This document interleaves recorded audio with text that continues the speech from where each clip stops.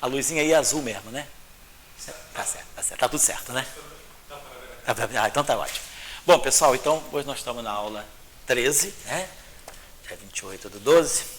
E aí nós vamos trabalhar um pouco o que ficou do final da aula passada. O final da aula passada foi um pouquinho mais corrido, né? Mas a gente atingiu um ponto que eu acho que é importante a gente dedicar um certo tempo a isso, até porque não é um material que se encontra em geral nos textos sobre teoria eletrofrágil, né? Faz-se a quebra da simetria, vai-se caminhando, mas não se trabalha muito, sobretudo a questão ligada à simetria abeliana, que ficaria associada ao Zemi, mas que, na verdade, não existe. Quer dizer, essa simetria, na verdade, é quebrada pelos termos de massa, como nós vamos colocar. Então, a nossa ideia é só para recapitular. A gente saiu da simetria SO2, 1. O campo de Higgs realizou a quebra espontânea da simetria, né? Então, a gente tinha aqui, né, o valor esperado do doblete de Higgs, né? Ficou nessa forma aqui, só para lembrar. 0V, onde esse V aqui, ligado aos parâmetros do potencial, era a raiz quadrada de menos μ2 sobre lambda. E esse V aqui, ele define uma escala de 246 GeVs. Vamos colocar assim. Então, isso aqui são coisas que a gente já vinha fazendo. Tá? Então, isso aqui é onde há a quebra espontânea da simetria. Aí, o que nós observamos, né, nas aulas anteriores foi que, reconduzindo, nós até agora só trabalhamos com o setor de bósons de Gauge, o setor leptônico e o setor de Higgs. Ainda não introduzimos os quarks. Isso vai ser feito na aula 14. Os quarks virão na aula 14. Então, até a aula 13, o que nós trabalhamos foi o setor de bósons de Gauge, o setor SO2, 1, o setor de leptons carregados e neutrinos e o setor de Higgs. E nós fomos reconduzindo, né? Quer dizer, reescrevemos tudo em função dos campos físicos. Oi? Pode perguntando aí, fala aí. Você ali está com uma assimetria da posição de saída. Tá, aqui em cima, né? Simetria de partida, isso. Daí, você... Pode falando aí. Falou na aula passada que você decompõe Isso. essa assimetria. Ah, tá. Então, você decompõe essa simetria e daí você amarra, tinha 4 parâmetros de Gauge, você amarra 2. Tá certo. E esses 2 são os parâmetros que dão a massa para os Ws e para os Zs. Isso. E daí você fica com essa assimetria aí, que é com 2 parâmetros de Gauge, né? São 2 parâmetros de Gauge. A gente viu, então, exatamente. Estou só voltando ao que a gente viu, apareceriam 2 parâmetros. Vou colocar o que você está falando só de uma maneira que é a seguinte. Então, o que o Dória está dizendo é que nós tínhamos essa simetria foi quebrada. Aí, o que nós observamos? Que reescrevendo todo o lagrangiano, depois da quebra da simetria, em função dos Ws e do A e do Z, a gente viu nas aulas anteriores que aparecia uma derivada covariante. Quer dizer, todos os campos carregados, né, os próprios W+, nós vamos refazer isso daqui a pouquinho, W+, W-, os leptons carregados, o lepton pela esquerda, todo mundo se ajusta a essa derivada covariante. Claro que nós tínhamos termos que não foram gerados pela derivada covariante, nós vamos colocar isso daqui a pouco. Mas o que a gente observou era que, naturalmente, foi aparecendo uma derivada covariante que fazia acoplamento mínimo com o fóton e com o Z0. Então, todos os acoplamentos com o fóton e com o Z0, eles vinham de uma derivada covariante. A questão é, tudo bem, a simetria resultante final é a simetria U1 eletromagnética. Então, vamos ver o seguinte, que essa simetria aqui, apesar dela estar presente e a gente definir uma carga associada a ela, quer dizer, a gente define um número quântico associado a essa simetria. Só que essa simetria não é exata. Essa simetria, a gente vai ver, ela é quebrada. E ela é quebrada por termos de massa. Nós vamos ver daqui a pouco. Não só o termo de massa do Z0, mas os próprios termos de massa dos leptons carregados. Então, na verdade, a simetria final é esta aqui. Mas essa simetria, ela deixa a sua herança através de uma derivada covariante. Quer dizer, tenho essa derivada covariante, tenho esse campo, esse bóson vetorial neutro, que se transforma desse modo, só que isso não define uma simetria exata. É uma simetria que é quebrada pelos termos de massa. Bom, depois nós vamos trabalhar exatamente, as massas vão quebrar essa simetria. Nas aulas anteriores, então a gente viu que a gente definindo, né? Tendo definido esses campos, a gente, ao fazer as transformações... Eu acho que uma coisa que eu gostaria de dizer Fala. é o seguinte, é o discurso da decomposição. Tá, vamos falar, eu vou insistir sobre o... Você tem dois discursos. Isso. Um na decomposição dos parâmetros de Gauge. Certo. E o outro, a transformação, Isso. a mudança de variáveis dos parâmetros de Gauge. Isso, a mudança de base de campos de... A pergunta original é essa.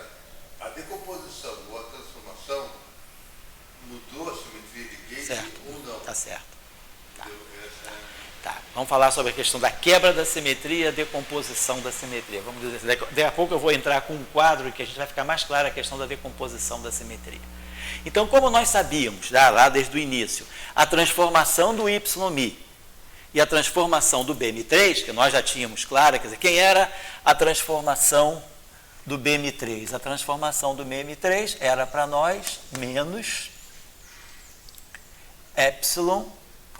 menos epsilon3 menos epsilon3, 1, 2, menos ômega 1 B Mi2 menos ômega 2 B Mi1 mais aqui, perdão, e menos Dmi ômega 3. E a transformação do YMI lá, desde o início, nós sabíamos, era menos Dmi alfa, onde alfa era o parâmetro associado a esse 1 da hipercarga e o ômega 3 era a terceira componente dos spin fracos. Está aqui. Né? Dá para ler aqui, né, Tchauca? Né? Então, aqui é só lembrar, quer dizer, que na verdade a gente tinha essa transformação. Delta BMA igual a menos epsilon ABC ômega B, BMC, menos Dmi, ômega A. É isso que nós fizemos aqui. Então, substituir 3, 1, 2 e 3, 2, 1. Então, isso está aqui. Aí, sabendo essas transformações e sabendo essas redefinições de campos físicos, a gente automaticamente substitui delta AMI, delta YMI, delta BM3, delta ZMI, delta YMI, delta BM3, e aí a gente vê que esses parâmetros alfa e ômega 3 se compõem dessa forma, seguindo a mesma redefinição em termos dos ângulos de Weinberg, dando para nós essas transformações aqui. Então, nós fizemos uma mudança de base, quer dizer, quando a gente muda a base dos campos de Gauge originais, dos bósons de Gauge, da simetria original, a gente automaticamente vai estar também fazendo uma mudança de base nos parâmetros de Gauge, alfa e ômega 3. Então, essa derivada covariante, ela está nos sugerindo que essa mudança de base, ela não quebra a simetria. Essa mudança de base aqui, ela veio da quebra da simetria. Então, aqui... Uma coisa algébrica, né?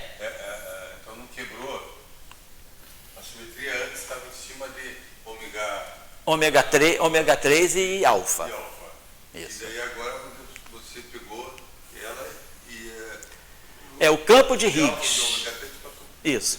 O campo de Higgs quebrou a simetria, mas deixou um resíduo. Isso que eu acho que é importante. Isso aqui é o residual. Então, essa derivada covariante é um resíduo de que tinha uma simetria maior. Uma simetria, e aí nós temos duas simetrias abelianas que vieram da quebra espontânea de simetria. E aí a gente pode falar na decomposição do grupo de Gauge. Por quê?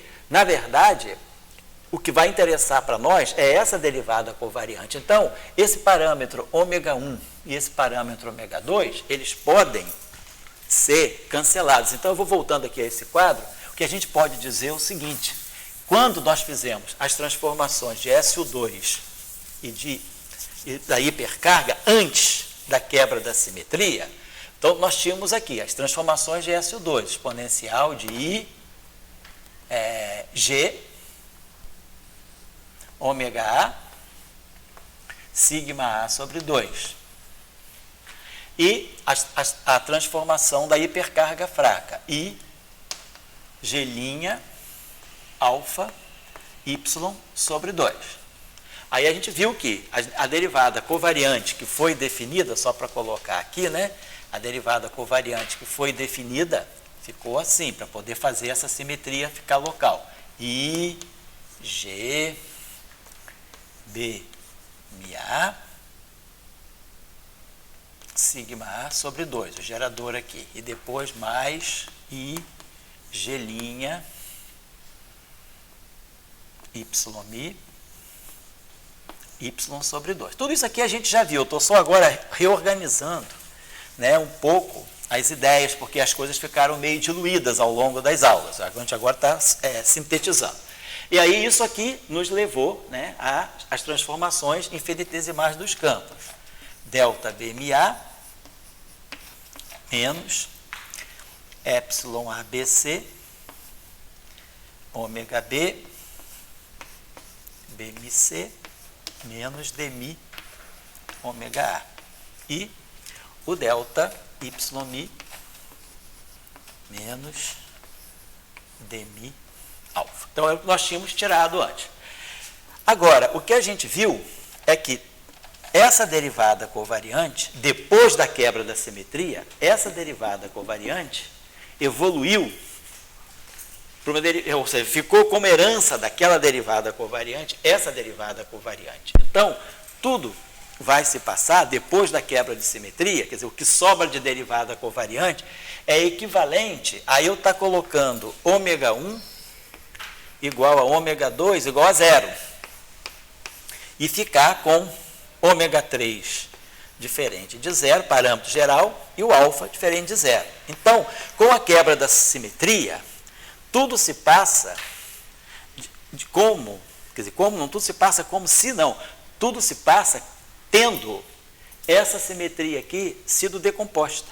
Quer dizer, eu vou pegar um subgrupo do SO2 left. O subgrupo vai ser o subgrupo em que os parâmetros ômega 1 e ômega 2 sejam 0 e ômega 3 diferente de 0. Então, depois da quebra da simetria, vamos colocar assim, depois da quebra da simetria, o que nós vamos ter aqui vai ser essa simetria exponencial de I, ômega 3, sigma 3 sobre 2, que na verdade é o nosso I3, a gente pode imaginar, quer dizer, pode pensar que na representação do Bleit, isso aqui é a representação do I3, né? E a simetria abeliana da hipercarga I, G', alfa. Então, esse é o subgrupo que vai estar coordenando aquela derivada covariante. Então, houve uma, que a gente pode dizer, quer dizer, a quebra da simetria pelo campo de Higgs, na verdade, ela leva a um desmembramento, a uma decomposição da simetria SO2. Quer dizer, a simetria SO2 se decompõe, ela perde o parâmetro ômega 1 e ômega 2 e deixa só esse resíduo abeliano, esse grupo, subgrupo abeliano de SO2 left e o próprio grupo U1Y, da hipercarga. Então, isso é o que está coordenando essa derivada covariante e é essa simetria, que é a simetria que está sendo, o gauging dessa simetria é feito pelo AMI e pelo ZMI. Quer dizer, essa simetria que sobrou, ela se redistribui, né? Quer dizer, em vez de trabalhar com ômega 3 e com alfa, eu agora trabalho com alfa eletromagnético e com alfa Z. E tenho essas transformações aqui. Então, tudo que ficou é o resíduo dessa simetria aqui. Quer dizer, então, é isso que nós estamos com isso. Quando o Coleman ia falar simetria escondida, qual era a simetria escondida? Da direita ou da esquerda? É a simetria, vamos dizer, a ideia, quer dizer, a gente fala que simetria é quebrada espontaneamente, né? Lembrando aqui, Coleman, Sidney Coleman, na década de 70, ele deu umas aulas muito ficaram importantes, umas aulas que ficaram aulas de referência sobre quebra espontânea da simetria. E ele evitava falar quebra espontânea da simetria. Ele dizia que simetria escondida, ele, ao invés de usar spontaneous symmetry breaking, ele usava hidden, ou spontaneously broken symmetry, ele usava a palavra hidden symmetry. Simetria está escondida. A simetria, ela não foi perdida, como a gente já falou aqui. A simetria, ela está no Lagrangiano, ela está na ação, mas ela não está no espectro. Então, é isso que o Goleman chamava de simetria escondida. Ela existe de uma certa maneira, mas ela está oculta. O que a gente vai dizer? Quer dizer, a simetria que está escondida, na verdade, é a simetria SO2, 1. Ela é a simetria completa do lagrangiano, mas não a simetria do espectro. E a simetria que fica, né, depois, né, da quebra espontânea, quer dizer, a simetria escondida é aquela, mas a simetria aparente, a simetria que a manifesta, é a simetria U1 eletromagnética, como a gente colocou. Tem o U1Z também, mas essa simetria U1 associada ao Z, como ela é quebrada pelas massas, como nós vamos ver, então ela é uma simetria que não é manifesta. A simetria manifesta, então vamos colocar, usando a nomenclatura do Coleman, a simetria escondida é o SO2-1. A simetria manifesta é o U1. Quer dizer, o lagrangiano é invariante sobre SO2 cross 1 e o lagrangiano é invariante sobre o 1 e sobre Z, sobre o 1Z. Porém, a simetria, o lagrangiano é invariante, quer dizer, no todo, né, o lagrangiano completo é invariante sobre SO2 e sobre 1. Essa é a simetria que está escondida. Mas o lagrangiano, depois redefinido em termos dos campos físicos, ele fica com essas duas simetrias aqui, onde a simetria U1 eletromagnética, ela é uma simetria do espectro, ela é uma simetria completa, ao passo que a simetria do Z, ela é quebrada pelos termos de massa. Mas a simetria escondida é aquela simetria toda. Ela que deixa esses resíduos, ela está escondida e ela deixa esse resíduo aqui dessa derivada covariante e dessas transformações de gauge locais aqui. Mas só aqui realizadas agora por esses bósons vetoriais aqui. Então, essa é a ideia. Agora, vamos dizer, Opa. sobre essa simetria, não faz isso aí, Tá. mas não, né? Quer dizer, ali você está com aqueles campos, AMI, ZMI, FMI, tal, né? Certo? Sim. Esses campos agora, eles vão dizer, a passagem, eles originalmente eles estavam no S2 próximo 1. Certo. E agora eles vão para essa outra ali. Isso. Essa passagem, ela é algébrica desde que se mate os ômegas, etc. Isso. Você fazendo essa relação aqui, Sim.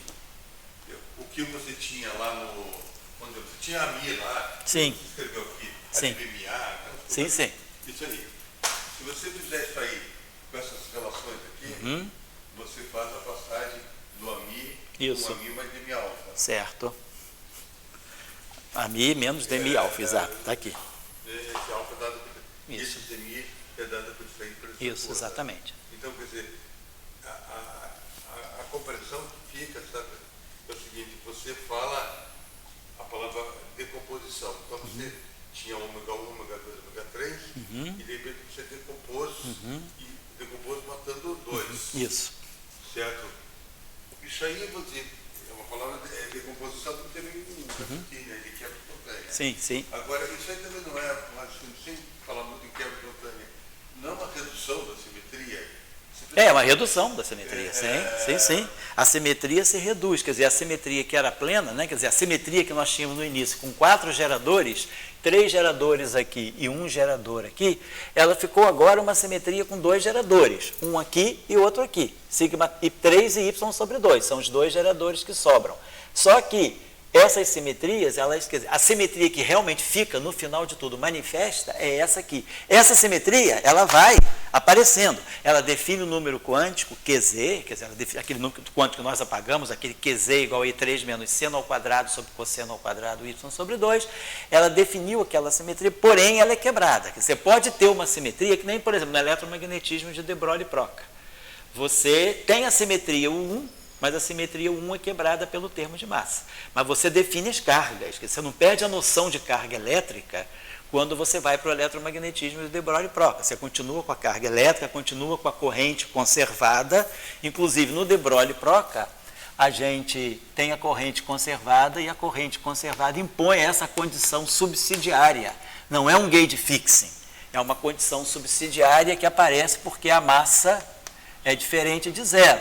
Aquele parâmetro de massa de de Broglie-Proca. Você quebra a simetria U1 E aí a conservação da carga com a massa diferente de zero implica nessa condição subsidiária. Então você continua definindo um número quântico de carga elétrica sem nenhum problema, você não quebra a conservação da carga elétrica, você continua com a conservação da carga elétrica, mas a massa diferente de zero impõe aquela condição subsidiária. É o que acontece aqui, você está quebrando essa simetria pelas massas. Nós vamos ver, que massa? Só a massa do Z?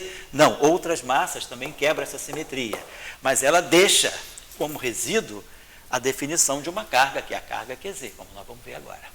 Então é isso que está acontecendo, quer dizer, a quebra espontânea da simetria, ou a simetria escondida, ela reduz, né, o teu grupo não abeliano a dois subgrupos abelianos. A pergunta que vem sempre é aquela pergunta, você fez todo um raciocínio, você pegou S2 com S1, fez a quebra espontânea, daí você botou massa, e daí você, bom, agora que eu botei massa, eu tinha uma lagrangiana. Certo. Daí eu vou fazer, que simetria tem essa lagrangiana? A simetria já não é mais S2 com S1. Ela é uma misturada que deu que é essa simetria ali. Sei. Então você diga, essa linha lagrangiana, ou ela pode estar com S2 com S1, quebra espontânea, que foi que me derivou aquela lagrangiana, Sim. ou agora eu faço uma releitura Sim. dessa lagrangiana, é como um bebê que nasceu, e agora eu vou ler de novo essa lagrangiana, e me esquecendo daquelas outras simetrias. Deixa eu colocar uma coisa no que você falou. Quando nós introduzimos aquela simetria original com os campos originais, BMA e YI, nós temos essa simetria plena. Aí vem a quebra espontânea da simetria. Se eu mantiver a minha descrição depois da quebra da simetria, se eu mantiver a minha descrição em termos de BMA e de YI, essa simetria é do lagrangiano, essa simetria não desaparece do lagrangiano.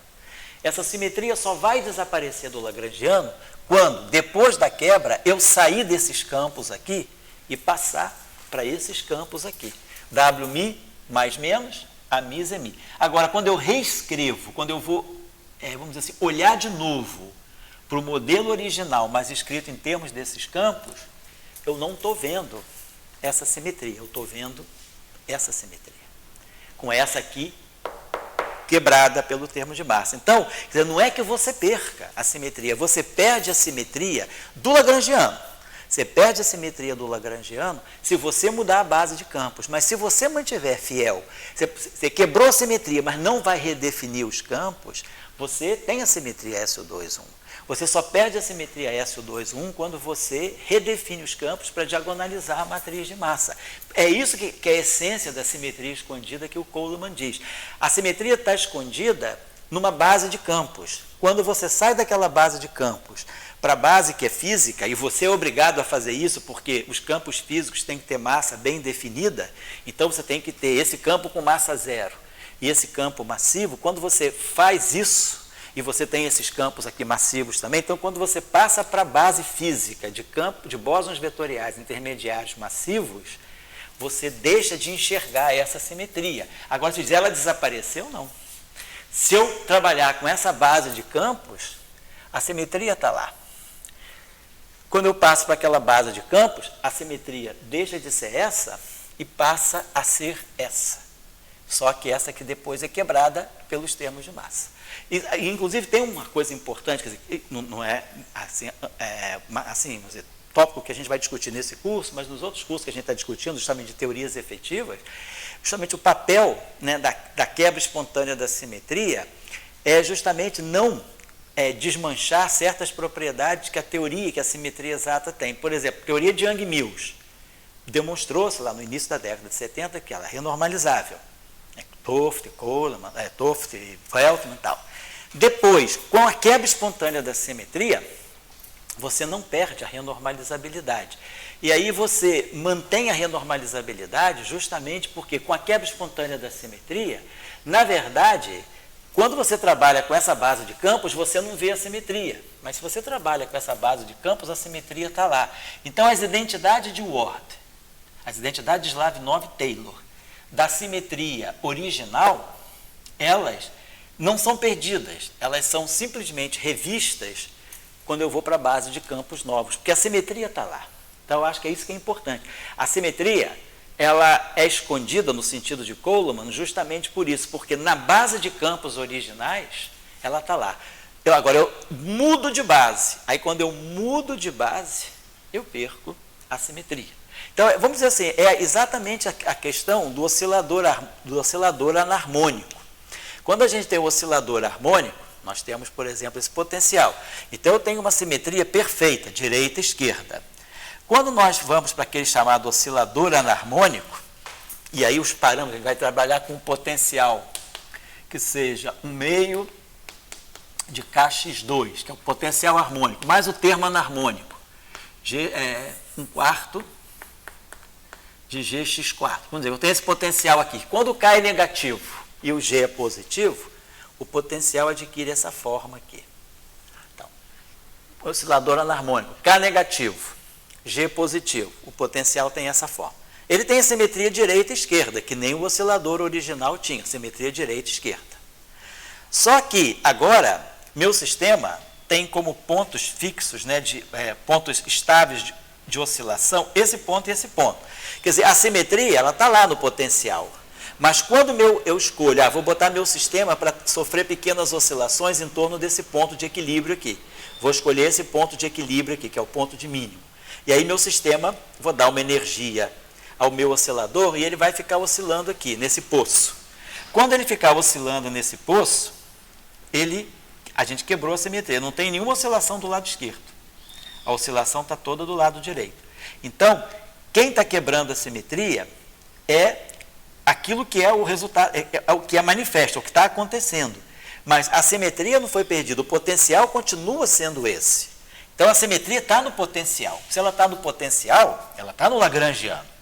Mas quando o meu sistema começa a executar as suas oscilações, o meu sistema realizado fisicamente, ele está só do lado direito, ele não está oscilando do lado esquerdo. Então, ele escolheu um ponto de mínimo e oscilou aqui. Então, isso é que a gente chama de quebra espontânea, porque você quebrou, né? Você assim, alterou, violou essa simetria. Mas a simetria, na verdade, não foi perdida. A simetria do potencial está lá. E o potencial está no lagrangiano. Então, o lagrangiano, ele continua sendo invariante. Mas agora, quando o teu sistema começa a realizar as oscilações físicas, ele quebrou a simetria. Quando você está trabalhando com os campos físicos, a mi, zemi, isso. Mais ou menos, você não vê. Você reduziu a simetria. Você reduziu. Você reduziu a simetria. Exatamente. A simetria está lá, mas você só está vendo uma parte dela. Você está fazendo só uma parte Exatamente. dela. Você decompõe o teu grupo. A simetria é como ela está lá. Só que você está trabalhando nesse setor de ômega 1 igual a ômega 2 igual a 0. Mas eu acho que essa aí é uma equação mais simples de ser entendida, porque você diz, vamos dizer, eu quando peguei meus campos físicos, eu reduzi a minha simetria.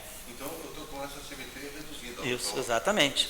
Sei. E não entendi muito essas coisas de quebra espontânea. Sei. Essas coisas assim, entendo lá quando estava desenvolvendo todo o arco, certo. Mas no sentido geral da teoria, o que me parece é que você tinha um S2 próximo. Isso. Com uma base de campos. Com uma base de campos eu tinha essa simetria, exatamente. Você vai para outra base de campos, que é a física, exato. Você reduz sua simetria. Você reduz, exatamente. E daí sempre fica aquela pergunta original.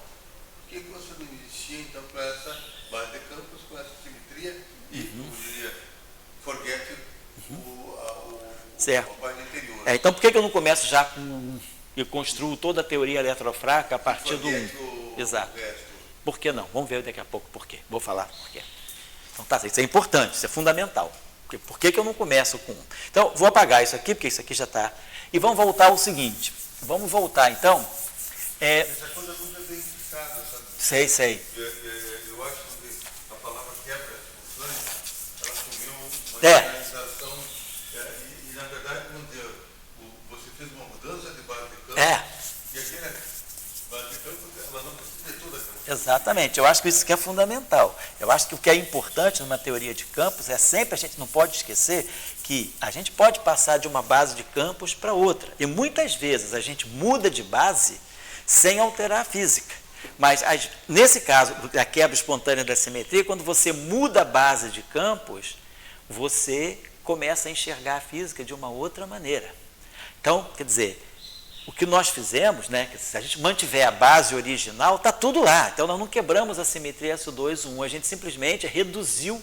Quando a gente muda a base de campos, né, quer dizer, quando nós saímos dos 3Bmis e do YMi, né, e por causa da quebra da simetria, né, a gente veio para o W mais menos Z e fóton, quando a gente veio para cá, por causa da quebra espontânea da simetria, quer dizer, aqui, isso aqui, tudo continua. Então, aqui eu tenho a simetria aparente, é SO2, o 1. E aqui a simetria aparente é o 1,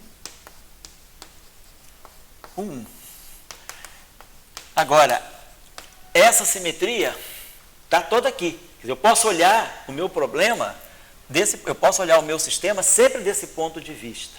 Só que eu estou com um problema aqui, eu não estou trabalhando com a base de campos físicos. Aqui, quer dizer, quando eu vim daqui para cá, o que eu fiz? Basicamente, a quebra espontânea da simetria, ela me zera o ômega 1, me zera o ômega 2 e me deixa o ômega 3 e o alfa diferente de zero. Esses aqui ficam.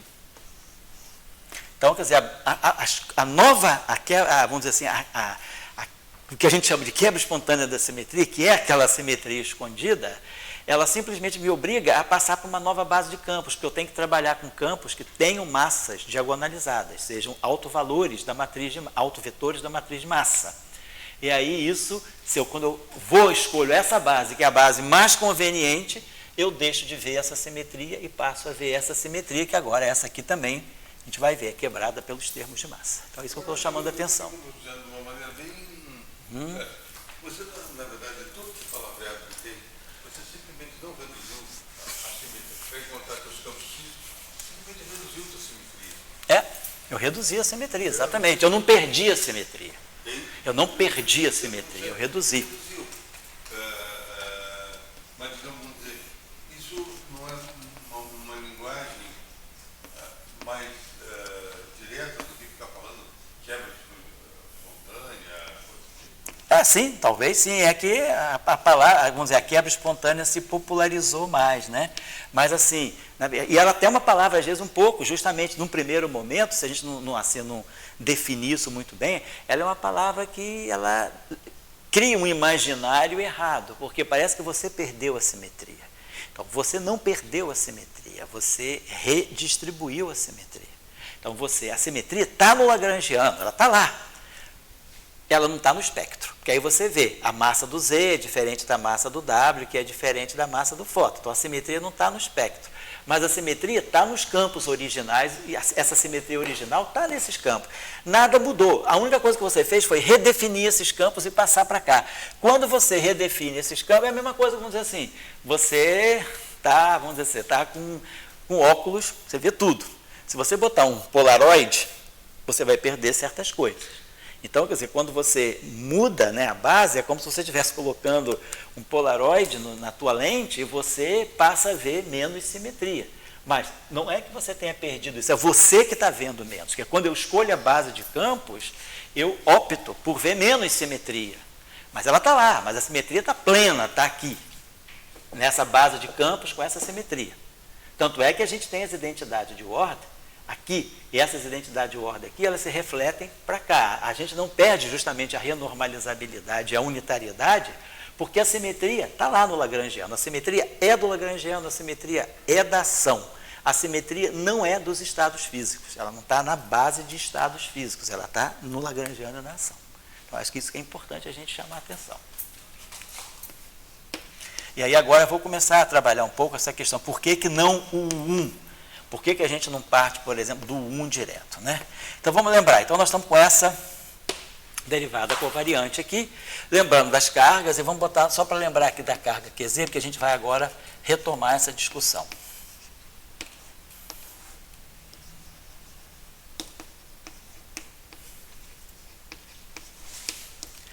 Ali você não poderia esperar também ter um E derivado da IQM,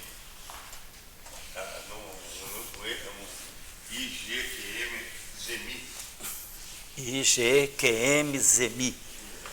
O que a carga eletromagnética associada ao Z. Quer dizer, se você partisse do 1 direto, talvez você pudesse fazer isso. Agora, aqui não, porque o SO2 já coordenou tudo. Não, entendi. Certo? Tá, vamos lá, então vamos lembrar o seguinte, vamos tirar a derivada covariante do W+, essa derivada covariante que fica, do W mais menos. Então, lembrando, a gente não precisa nem fazer aqui, porque a carga eletromagnética é 1 e menos 1. Então, ela vai ficar dmi, vou botar aqui WNI, dmi... É um pouco tortuoso o caminho dessa eletrocárga. Oi? Eu acho, assim, se fosse assim, como diz o Almoço, Sei. humilde manto da humildade, Sei.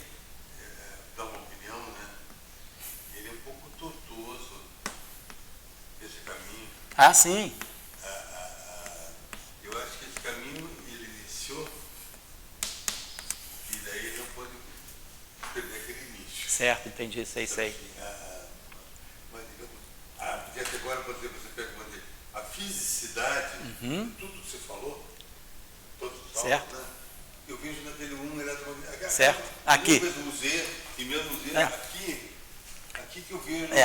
A física eletrofrágil, ela acabou ficando aqui. Aquilo que eu vejo uma conversa de fisicidade. Isso é o que está no laboratório. No LHC, lá no LEP, a gente está vendo isso. Fácil da gente entender, compreende? Sei. E fácil da gente entender. Certo? Vamos lá. Aqui vamos colocar o seguinte. Quem é a carga fraca, quem é a carga Z do W mais do W menos? Quer dizer, W mais e W menos tem. W mais tem I3 igual a 1, W menos tem I3 igual a menos 1. E o Y deles é zero, porque os W são bósons de Gauge do SO2. Eles não têm nada a ver com a hipercarga fraca. Eles são neutros aqui. Então, o Y é zero. Então, vai dar mais ou menos a constante de acoplamento efetiva que fica, que é o G cosseno de θ. Aí a carga QZ é justamente mais ou menos, e aí aqui nós vamos ter o Zmi, e aqui a gente vai ter o Wni mais ou menos. Aí se a gente voltar lá no nosso lagrangiano, de algumas aulas atrás, quando a gente estudou o setor de bósons vetoriais, a gente vai ver que no lagrangiano, quer dizer, com essa derivada covariante, aparecia justamente isso aqui, Dmi, Wni mais menos Dni, Wmi mais, e aí aqui, Dmi, W menos Ni, menos Dni, W menos Mi. Isso é o que nós tínhamos. E aí a gente está vendo que daqui vão aparecer justamente, quando eu multiplicar essas derivadas covariantes, a gente vai ter os vértices cúbicos, né? Vão ter vértice com vai ter essa derivada aqui, por exemplo, batendo aqui, ela vai dar 2 Ws e um fóton, 2 Ws e um Z. Depois eu vou poder também ter aqui 2 Ws, um fóton e um Z. Então daqui vão sair esses vértices aqui. O vértice que tem W mais, vamos colocar assim, W menos, e o fóton, vamos colocar aqui. Então seria isso aqui, esse cara interagindo com esse. Depois eu teria W mais, W menos, interagindo com Z0. Tá aqui, vão ser esses termos aqui, essas derivadas cruzadas com isso aqui. E depois eu vou poder ter esse termo cruzando com esse, em que nós vamos ter W mais, W menos, e aí aqui a gente vai ter o fóton e o Z0. Então, esses vértices aqui são os vértices que vão aparecer. Agora, no lagrangiano de bósons vetoriais, aparecem termos que não estão nessas derivadas covariantes. Quem são esses termos? Se a gente se lembrar, vamos comparar lá atrás. Aparecia aquele termo I, E, W mais Mi, W menos Ni, F Ni. Esse termo aqui aparecia por causa da estrutura não abeliana. Do ponto de vista das nossas derivadas covariantes abelianas, ele é um acoplamento não mínimo. Ele não tem o potencial, ele tem o F-mini, o campo F-mini eletromagnético. Então, esse acoplamento é não mínimo do ponto de vista das derivadas covariantes, mas é mínimo do ponto de vista do SO2,1. Então, esse acoplamento aparece e não está nessas derivadas covariantes. Como também os acoplamentos dos 4 W. Nós vimos que tinha W mais Mi, W menos mi vezes W mais ni, W menos ni. E tínhamos também W mais mi, W mais mi, W menos ni, W menos ni. Então, tínhamos esses acoplamentos que não estão na derivada covariante. E eles apareciam com aquela constante g ao quadrado. Então, aqui eu tenho a primeira observação a fazer no que você falou, Dória. Por exemplo, se a gente quisesse reconstruir a teoria eletrofraca a partir das duas derivadas, apenas do 1, esse vértice aqui, ele não viria das derivadas covariantes. Ótimo, nenhum problema. São invariantes de Gauge, eu posso colocar. Mas aí eu teria a seguinte situação, eu teria essa constante de acoplamento aqui, ela está ligada, quer dizer, lembrar que G, né, é sobre seno de θ. Então, nós temos uma relação entre essa constante de acoplamento aqui, que é puramente fraca, e essa constante de acoplamento aqui. Quer dizer, a constante G, no fundo, como às vezes você gosta de usar a expressão, ela é uma modulação, a partir do ângulo de Weinberg, ela é uma espécie de uma modulação da constante fundamental, da constante de acoplamento, né, a carga fundamental eletromagnética. Então, a gente teria, vamos dizer assim, dificuldade. Isso é uma questão também que a gente tem que colocar em evidência, que no LHC está se estudando, quer dizer, a estrutura dos quadrivértices e dos trivértices, né? Então, isso já foi estudado, vem sendo estudado, medidas de precisão. Será que vão aparecer acoplamentos anômalos, né? Acoplamentos entre os bósons, trivértices e quadrivértices anômalos? Por exemplo, nós não temos nenhum trivértice, nem nenhum quadrivértice envolvendo só fótons Z0. Que não está na teoria, está fora da teoria. Será que os experimentos vão revelar que aparecem acoplamentos que a teoria SO2 ou 1 não contempla? Por exemplo, acoplamentos entre fóton e Z0. Na teoria, nós não temos nenhum vértice direto de interação entre fóton e Z0, a não ser que eles se acoplem com W mais e menos, mas nós não temos algo desse tipo. Z0, Z0, por exemplo, Z0, Z0, fóton, fóton. Ou nós não temos também Z0, Z0, Z0. Né? Nós não temos vértices dessa forma. Ou não temos Z0, Z0, fóton, por exemplo. Então, esses são vértices que não são presentes. Esses vértices poderiam vir se eu partisse de uma simetria U1 cross U1 no início. Não sei se eu estou interrompendo, eu faria a seguinte pergunta. Eu pego uma carga elétrica. Sim. Sou um homem, né? Daí depois eu começo a entender que a carga elétrica tem um valor, etc. Mas ela também pode ser modulada. Certo. Não é uma coisa assim, só aquele valor. Pode modular. Daí eu começo a ver a eletrodinâmica escalar, ou a vetorial. Sim. E eu começo a ver que a carga elétrica também tem outras constantes de acoplamento naquela lagrangiana. Certo. Então aquela é uma lagrangiana eletromagnética, mas só você pode ter a carga elétrica. A pergunta então que eu levaria assim: você ter uma lagrangiana eletromagnética, onde você tem a carga elétrica, tem a carga elétrica modulada. Sim. E tem a carga elétrica associada a outras constantes, independentes da carga elétrica. Então, ali quando você quer fazer o... Ou seja, uma espécie de uma carga associada a outras constantes. Não é a carga elétrica, Não né? é a carga elétrica. Então, ali você está querendo fazer o trivértice, o quadrivértice, associados. Isso. Uma constante. Isso. Com E. Exatamente. Daí o cara diz, não, eu estou querendo dizer o seguinte, eu acho que o eletromagnetismo, aí é uma visão, né? Ele dá uma multiplicidade de constantes. Sei, entendi. Porque o que acontece é o seguinte: se você um dia quiser chegar à fotônica, que é onde os fótons estão auto-interagindo, como você mostrou ali, fótons zero, você não vai poder ter carga elétrica. Certo.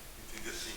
Então, essa turma desse zero, fóton, para chegar a esses vértices, você vai ter que ter uma aceitação, Certo. vamos dizer, de que tem constantes de acoplamento, além da carga elétrica, Certo. na construção da tua energia eletromagnética, do eletromagnetismo. Certo. Então, só isso que eu estou querendo dizer o seguinte: eu entendo que a tendência da gente é ter uma constante de Isso. Então, a simetria está pegando todo mundo junto. Tá certo. Não, tá legal. Não, vamos colocando isso. Eu estou só chamando a atenção que aqui, para nós, quer dizer, esse 1 que ficou no final, se a gente quiser construir toda a teoria eletrofraca a partir de apenas o 1, eu teria essas arbitrariedades, quer dizer, o quanto, experimentalmente, o quanto nós temos de precisão de que esse quadrivértice está associado a esse trivértice, ou a esse quadrivértice ou a esse trivértice, através das constantes que nós temos. Será que tem uma discrepância? Quer dizer, se essa constante aqui furar completamente em relação a isso aqui, quer dizer, se esse G que está aqui, que deveria ser E sobre seno de θ, nós temos hoje uma boa medida do seno de θ. Os resultados que nós temos hoje para o seno de θ são na faixa de 0,23. Então, quer dizer, se eu furar completamente essa relação, quer dizer, se o que aparecer aqui não for o E sobre seno de θ, é 2 sobre seno ao quadrado de θ, o quanto eu estou me afastando disso pode ser uma indicação de que nós temos alguma física que não está respeitando SU2-1, quer dizer, que está corrigindo SU2-1. Será que essa física é uma física puramente abeliana, que vai estar corrigindo SU2-1? Quer dizer, essa é a questão que você está colocando. Não estou dizendo que é impossível, claro que não. Estou apenas agora ilustrando, se nós partirmos de SU2-1, o que nós obtemos. Eu acho assim que eu defendo um pouco a existência de um relacionamento gay. Sei. Que nós somos movidos por machos e fêmeas. Sei. Positivas e negativas. Eu acho que esse E pequeno, sei. ele é um relacionamento de machos e fêmeas. Sei. Agora, se você disser, bom, eu tenho uma carga zero, a carga zero é zero, não tem nada disso. Não, a carga zero se transforma na carga mais, existe uma energia eletromagnética entre o zero e o mais, etc. E daí você diz, bom, então você tem que ter alguma coisa, constante de acoplamentos, uma coisa, eu tenho uma noção que entra um pouco o sentido dessa carga zero. Então, e essa carga zero está presente na interação fóton-fóton. Certo, exato. Se você quiser fóton-fóton, fóton-zero, que você falou, você vai ter que admitir de algum lado que tem um lado gay aqui. Sei. Tá certo. Zemi, o campo Z. O campo Z, como nós vimos, ele é uma combinação do BM3, claro, e do YMI. Então vamos olhar os números quânticos dele. BM3 tem I3 igual a 0. Quer dizer, o BM3 tem I3 igual a 0, BM1 menos IBM2 tem I3 igual a mais 1, e BM1 mais IBM2 tem I3 igual a menos 1. Então, o espinho isotópico fraco do B é 0. E a hipercarga dele é 0, porque ele não tem nada a ver com essa simetria, ele é neutro aqui. Então, o BM3 é tudo 0. O Y é neutro aqui, e é neutro aqui. O bóson de Gauge de uma teoria abeliana, quer dizer, o bóson de Gauge YMI da simetria U1 hipercarga fraca é neutro, que nem o fóton. O fóton é neutro, do ponto de vista eletromagnético. Quer dizer, um bóson de Gauge abeliano, ele é neutro. Então, esse campo aqui não tem nenhuma carga, e esse campo aqui não tem nenhuma carga. Então, a carga fraca do ZMI é 0. E a carga eletromagnética dele também é 0, porque ele é neutro. Então, a derivada covariante do ZMI é o próprio ZMI, é a própria derivada usual. Quer dizer, essa carga dele aqui, a carga Q eletromagnética dele é 0, e a carga fraca dele é 0. Então, não temos nada para o campo ZMI. Então, de fato, o ZMI ele vai aparecer sem autoacoplamento sozinho. Nós não vamos ter acoplamento dele puro. Os acoplamentos dele vão aparecer sempre com fóton e com W mais e menos acompanhando. Depois, então, agora, vamos pegar o termo de massa. O termo de massa, mz ao quadrado, zmi, zmi. Então, esse termo é um termo típico que vai quebrar a simetria do zmi. Quer dizer, a simetria do zmi é essa simetria aqui, menos dmi alfa z. Então, esse termo de massa quebra essa simetria. Então, o termo de massa do Z já quebra a simetria. Vamos olhar o termo de massa do W. O termo de massa do W é W mais Mi, W menos Mi. Então, as cargas são opostas. A carga eletromagnética é oposta. A fase aqui cancela a fase aqui. A carga Z também é oposta, porque isso aqui é zero. A carga Z do W mais é mais 1. A carga Z do W menos é menos 1. Então, o termo de massa dos Ws não quebra a simetria, não quebra a simetria, o 1 vezes o 1. Então, vamos dizer assim, a massa, deixa eu botar aqui. Você não está olhando para a transformação elevada I, alfa, você está olhando para o que mesmo? Oi? Dória? Desculpa, já vou te atendendo. O que você está falando, Dória? A massa, você vê pelo QZ, você não vê pelo elevado e alfa, pelo parâmetro. Não, eu estou vendo aquilo lá, eu estou olhando aquilo lá, porque na verdade, quer dizer, quando eu pegar essa massa... Está sendo rápido. Porque eu estou sendo rápido. Então, vamos fazer o seguinte, vamos pegar aqui a massa do Z, só para lembrar. W mais μ, W menos μ. Se eu fizer a transformação quer dizer, quem é a transformação eletromagnética do Z? Exponencial de I, alfa eletromagnético, carga eletromagnética do W+, que é mais 1. Bom, vamos lá. E depois, quem é a transformação eletromagnética do W-? É I, alfa eletromagnético, a carga eletromagnética, menos 1. Então, as fases se cancelam do ponto de vista da simetria U1 eletromagnética. Se eu for pegar agora a simetria U1Z, eu vou botar aqui o parâmetro alfa Z, e aqui a carga Z do W+, que é mais 1. E aqui eu vou colocar a carga Z do W-, que é menos 1. Então, elas se cancelam. Então, os campos W+ e W-, eles se transformam não como campos de gauge, segundo o 1Z e o 1 eletromagnético, mas como campos de matéria, por transformações de fase. Quer dizer, vou colocar aqui, então, a transformação, quer dizer, o W mais ou menos, né? Vou botar assim, W mais menos, né? Segundo uma transformação, o 1 eletromagnético, ele vai em W mais menos linha, que é igual ao exponencial de I, I é a carga, que é mais ou menos 1, e aqui o parâmetro alfa eletromagnético. Então, e aqui atuando em W mais menos. Então, essa é a transformação U1 eletromagnética. Se eu pegar aqui a transformação do 1Z, a transformação fraca, abeliana fraca do W mais menos é W mais menos linha, vai ficar exponencial de I, aí aqui G cosseno de θ, aí aqui a carga, que é mais ou menos 1, alfa Z.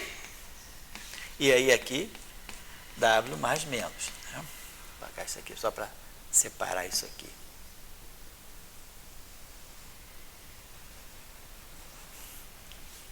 Lembrar que a transformação, o 1Z é exponencial de o constante de acoplamento é G cosseno de θ, aí aqui eu coloco a carga Z, e aqui nós colocamos o parâmetro alfa Z.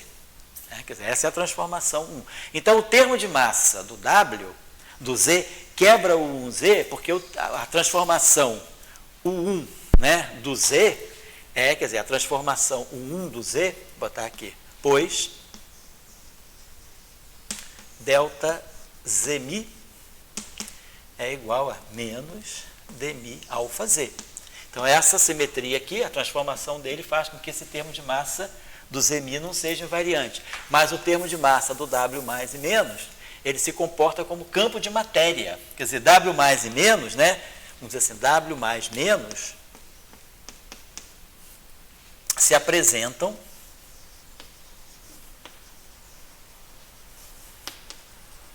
como campos de matéria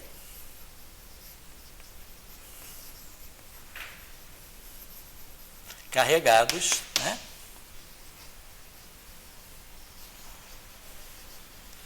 do ponto de vista das duas simetrias abelianas, dos dois, vamos botar assim, dos dois U1s.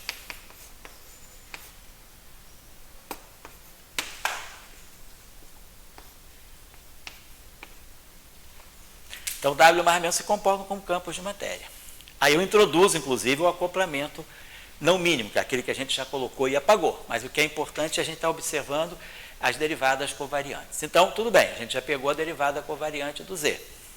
Então, nós observamos que os termos de massa do W respeitam as duas simetrias. Quem está quebrando a simetria, o 1Z, por enquanto, é a massa do Z. Mas a massa dos W respeita as duas simetrias. Muito bem. Vamos olhar agora as coisas do ponto de vista dos férmions carregados. Vamos olhar primeiro, então, os férmions carregados. Opa, pegar isso aqui, não, deixar isso aqui como está.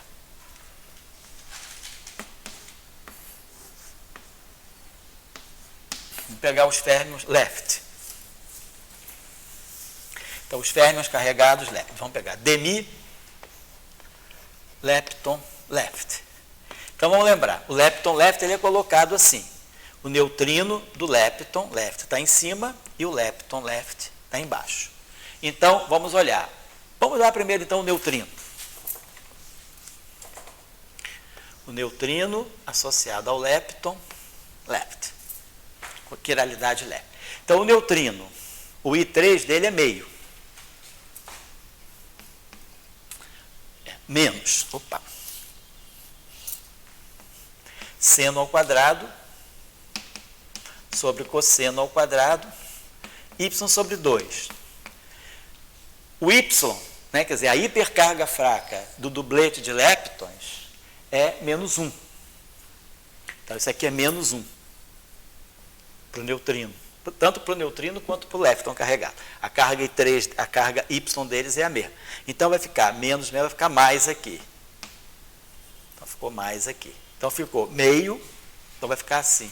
Vai ficar demi do neutrino lepton, componente left, mais I G cosseno de θ.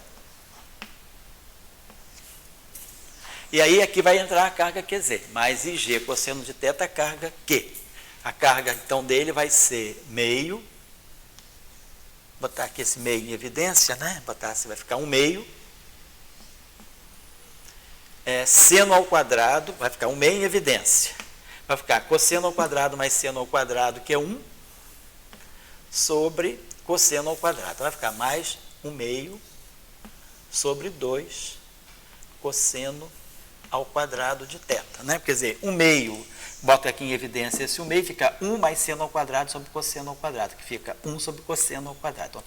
Então, essa aqui é a carga, vou botar aqui. Então, isso aqui, vezes, isso aqui, constante de acoplamento, carga Z, aí aqui vamos ter o Zmi, e aqui o neutrino do lepton, quiralidade left. Então, claro, eu posso simplificar isso aqui, então isso aqui vai ficar demi, neutrino do lepton left, e aí esse cosseno de θ vai cancelar, vai ficar então mais I sobre 2, mais I, G sobre 2 cosseno de θ, G sobre 2 cosseno de θ, Zmi, neutrino do lepton, quiralidade left. Agora, é claro, se eu quiser, eu posso expressar esse G aqui como é sobre seno de θ. G seno de θ é. Então, se eu quiser, posso substituir isso aqui colocando aqui G sobre 2 cosseno de θ é a mesma coisa que E sobre seno de θ. 2 seno θ cosseno θ é cosseno de 2, é seno de 2θ. Então, posso escrever isso aqui como sendo E sobre seno de 2θ. Tanto faz, né? Porque só substituir o G por E sobre seno de θ. Então, essa é a derivada covariante. Então, todas as interações do neutrino com o Z estão dadas aqui. Quer dizer, quando eu colocar depois, né, lá no Lagrangiano, neutrino left barrado e gama mi, derivada covariante do neutrino left, eu vou estar produzindo essa corrente fraca aqui, essa corrente neutra, neutrino left barrado, gama mi, neutrino left, Zmi. Com essa constante de acoplamento aqui. G sobre 2 cosseno de θ ou E sobre seno de 2θ. Tanto faz. Vou botar aqui em cima.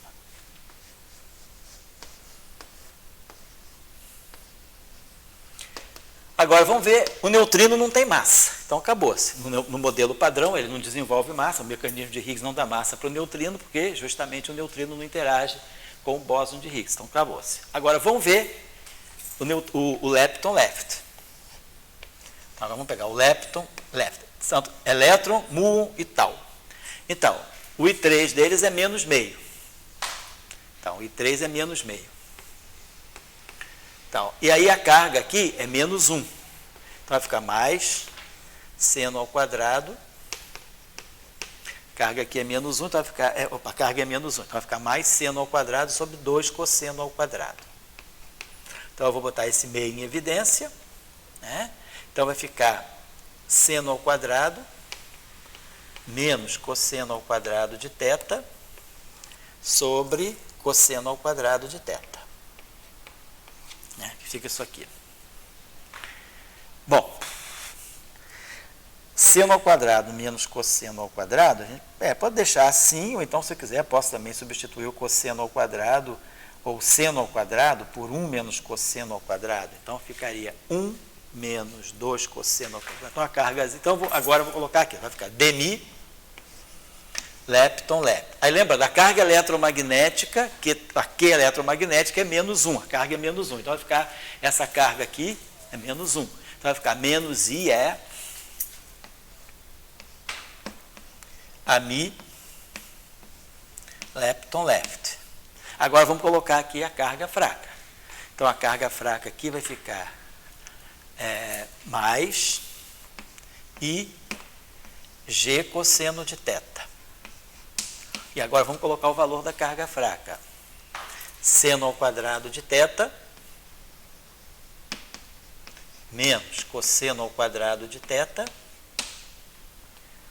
sobre 2 cosseno ao quadrado de θ. Aí aqui o Zmi e aqui o lepton left.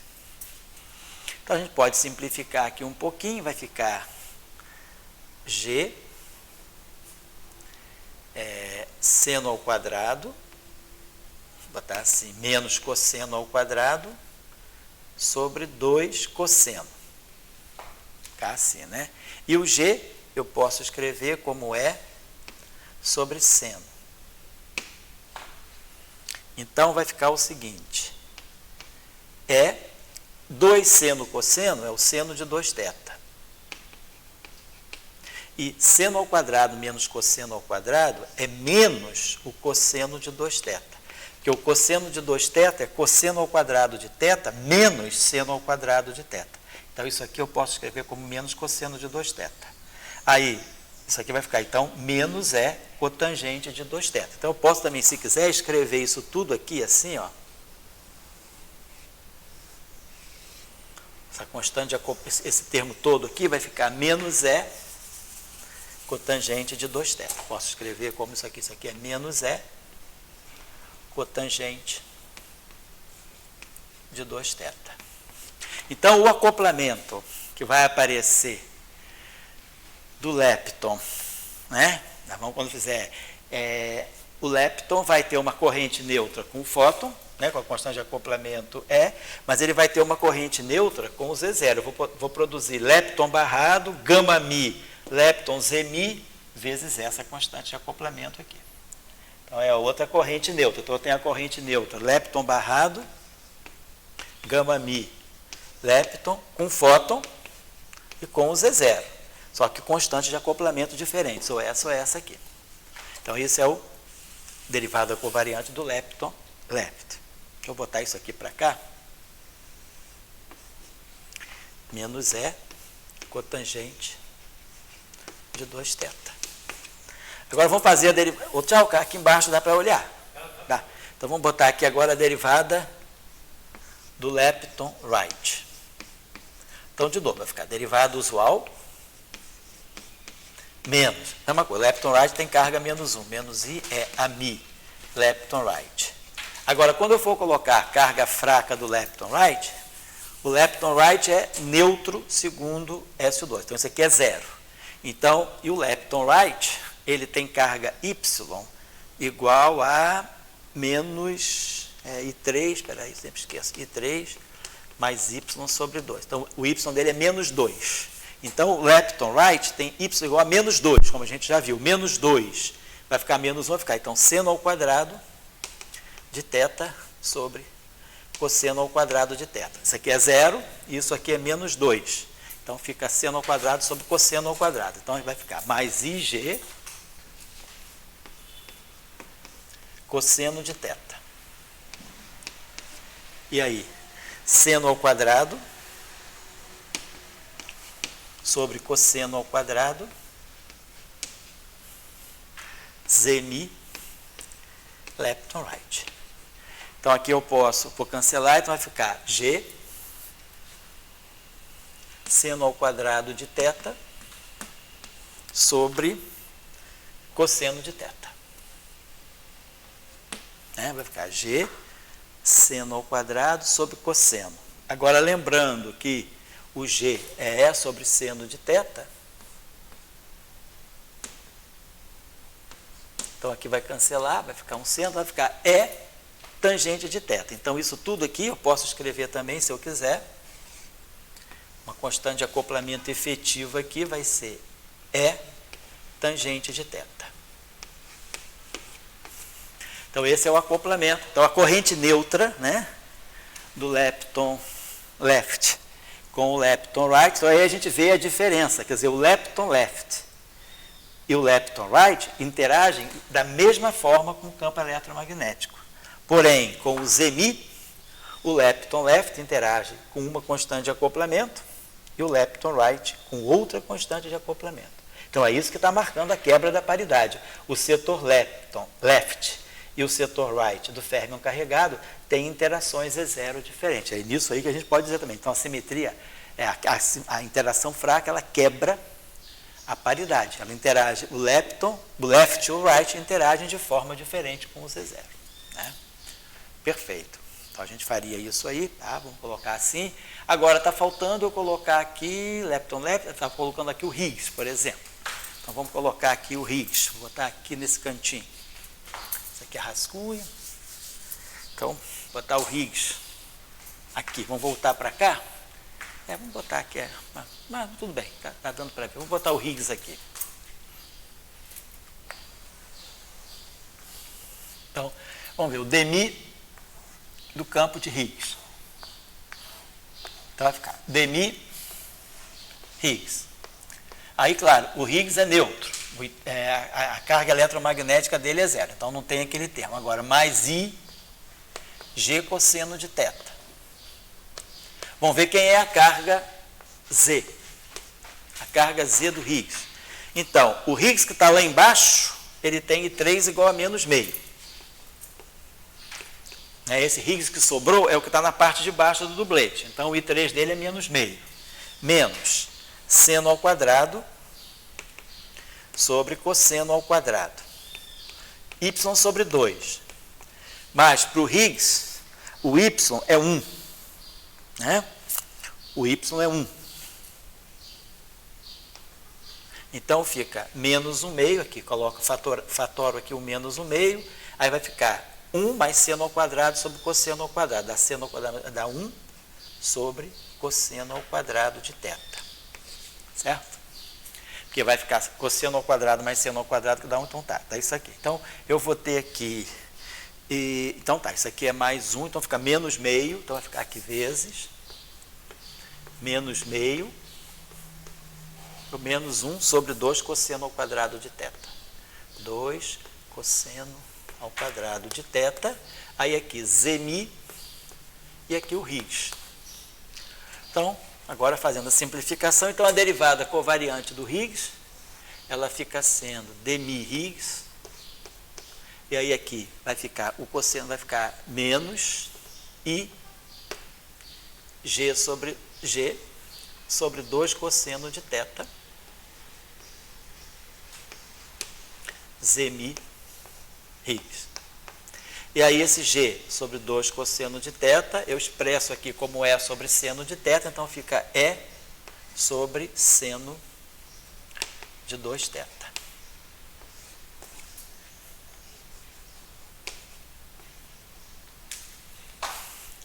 Então, a gente tem todos os acoplamentos. Agora, então, todos esses acoplamentos aqui estão respeitando a simetria U1 eletromagnética e U1Z, porque todos esses acoplamentos são construídos com campos de gauge daquelas simetrias. Agora, vamos ver os termos de massa. A gente viu que a massa do W não quebra, a massa do Z quebra.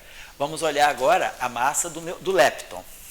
Então, a massa leptônica, vamos olhar aqui. A massa do elétron, a massa do lepton carregado é lepton barrado. No fundo é isso aqui, lepton left barrado, lepton right. Mais lepton right barrado, lepton left. É o que sobra das massas, né? Basta fazer um, que se esse aqui for invariante, esse aqui também é. Então, vamos ver a massa do lepton. Então, vamos olhar a carga, quer dizer, do ponto de vista eletromagnético, está tudo ok. Porque esse cara aqui tem carga eletromagnética menos 1. Esse cara aqui tem carga eletromagnética menos 1. Só que esse cara aqui está barrado. Então, lepton left barrado, a fase vai ficar mais 1. E esse aqui, a fase, vai ficar menos 1. Então, claro, isso aqui é um termo de massa aqui do elétron.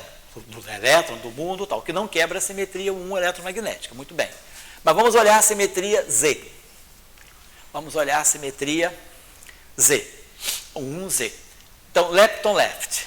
A gente viu a carga dele aqui, né? Eu tinha feito, mas eu apaguei. A carga do lepton left está aqui. O lepton left é o que aparece embaixo. Então, o I3 dele é menos meio. E o Y dele é mais 1. Né? É isso mesmo, né? Y menos meio é mais 1, né? Porque o Y é menos 1. Menos 1, tá certo. Porque o I3 mais Y sobre 2. Do neutrino é meio, então tem que ser então menos 1. Então vai ficar aqui mais seno ao quadrado sobre cosseno ao quadrado. Então, essa aqui é a carga Z do lepton left. Então, o lepton left, quer dizer, quando se transforma sobre o 1Z, ele vai ficar exponencial de I. Aí vamos colocar aqui o alfa Z. Aí vai aparecer aqui a carga Z vamos dizer, do lepton left. Vezes o... Bom, isso aqui. Então, isso aqui é a transformação, vou botar aqui, do Z, carga aqui. Isso aqui é a transformação de fase do lepton left. É exponencial de I, a constante de acoplamento, quer dizer, I, G cosseno de θ, alfa Z, e aí a carga Z, que é essa carga toda aqui, vamos dizer assim, a carga Z do left, vamos botar left, carga Z do left. Aí, isso aqui é esse aqui, é o termo é o lepton left barrado. Quando eu barrar isso aqui, vai ficar com menos aqui.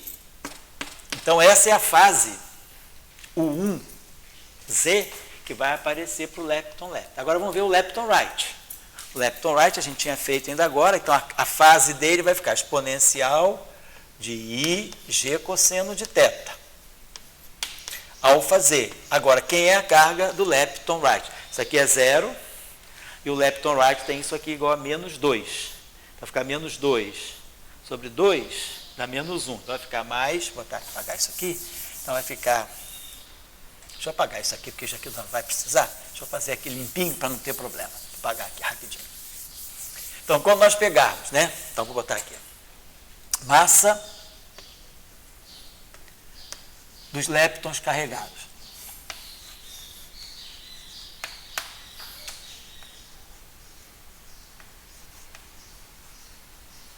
Vai ficar. A massa do lepton, a gente já viu, era Y e o valor esperado do vácuo do Higgs.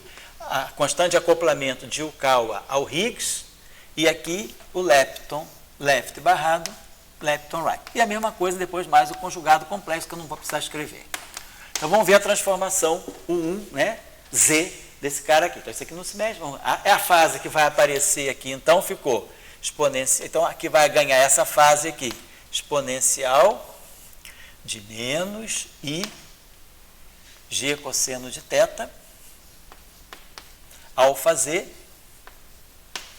e essa carga aqui é menos 1/2 mais seno ao quadrado sobre cosseno ao quadrado. Então, isso aqui é a transformação de fase do lepton left. Vamos botar agora aqui vezes a transformação de fase do lepton right. Então, vai ficar I, G cosseno de θ, alfa Z, e aí a carga Z do lepton right, que é, aqui é menos 2, então vai ficar seno ao quadrado de θ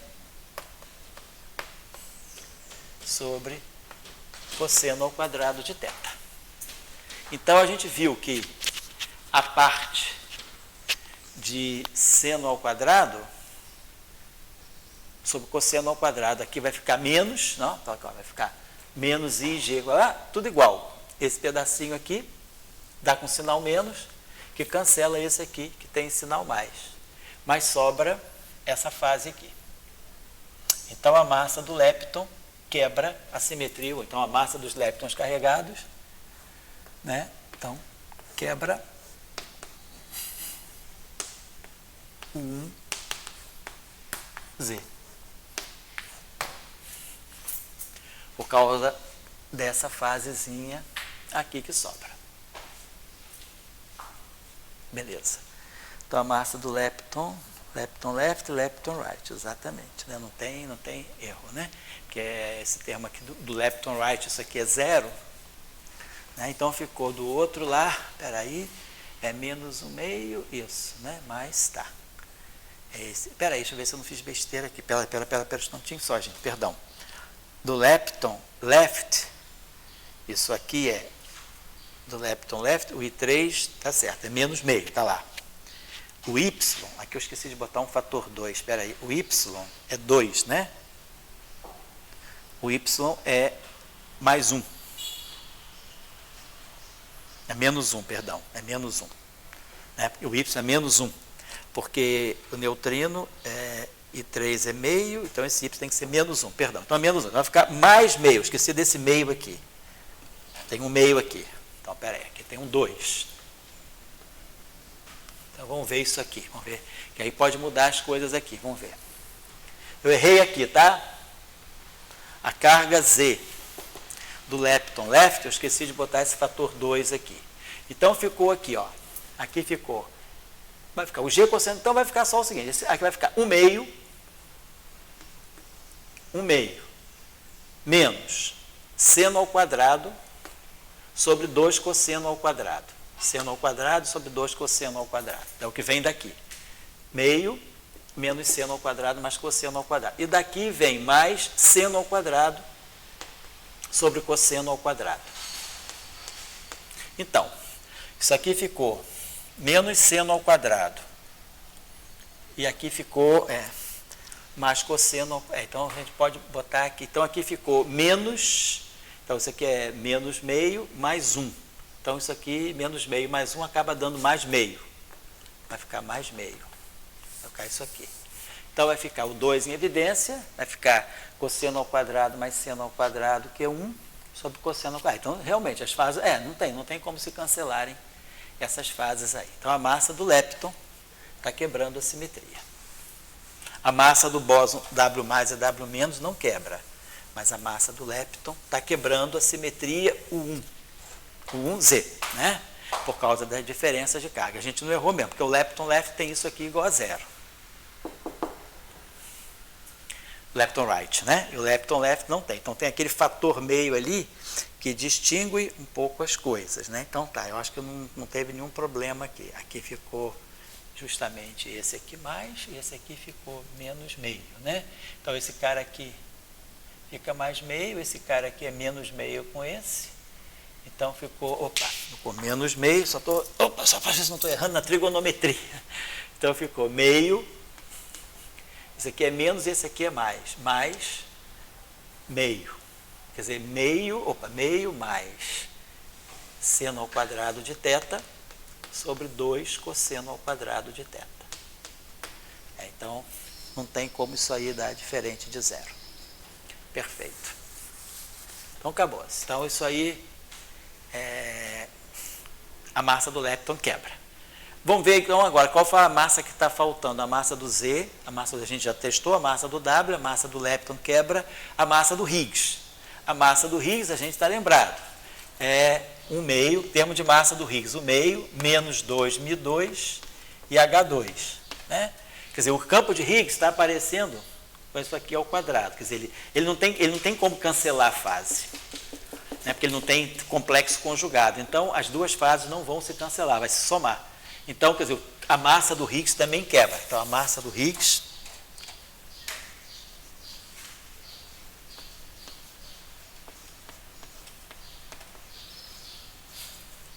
também quebra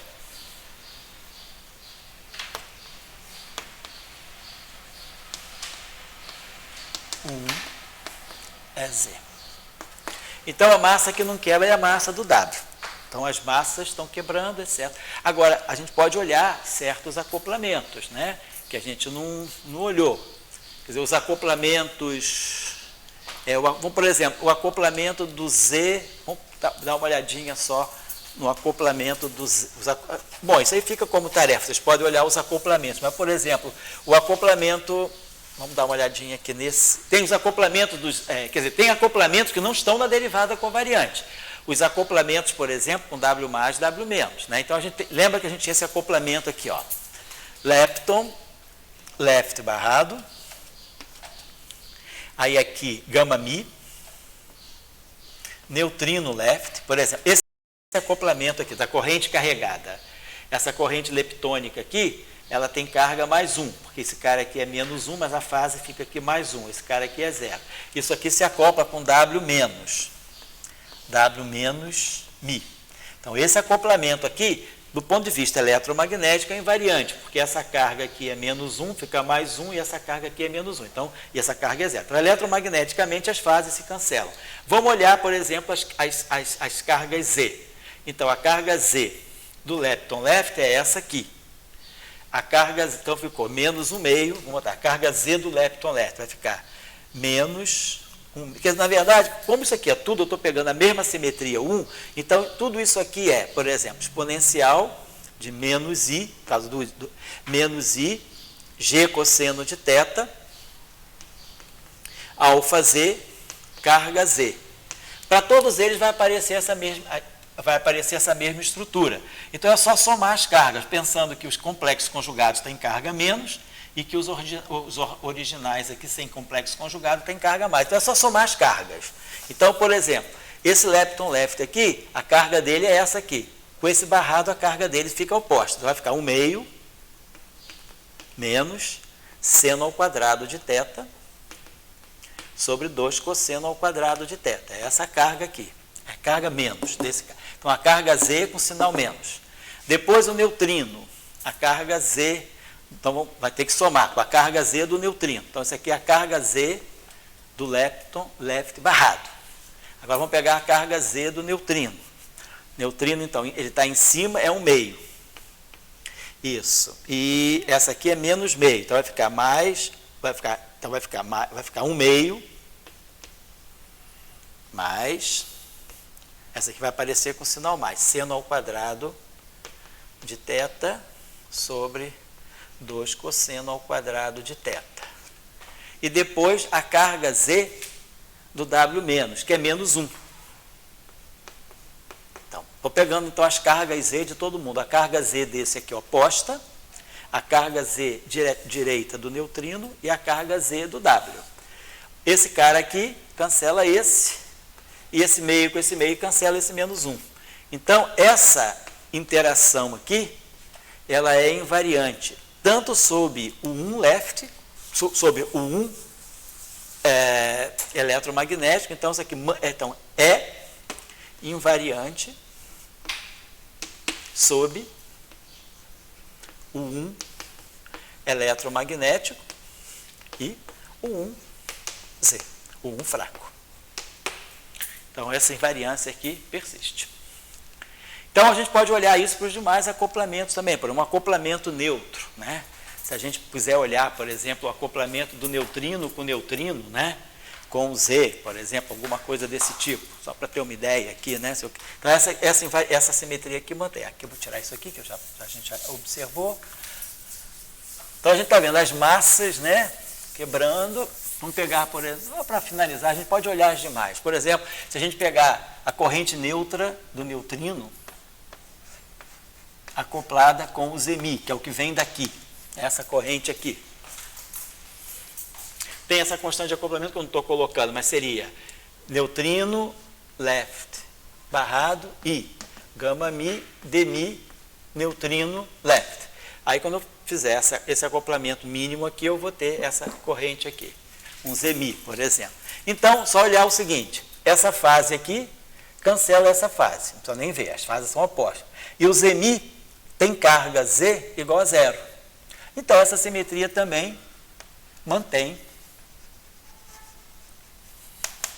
um eletromagnético vezes um Z. E assim vai.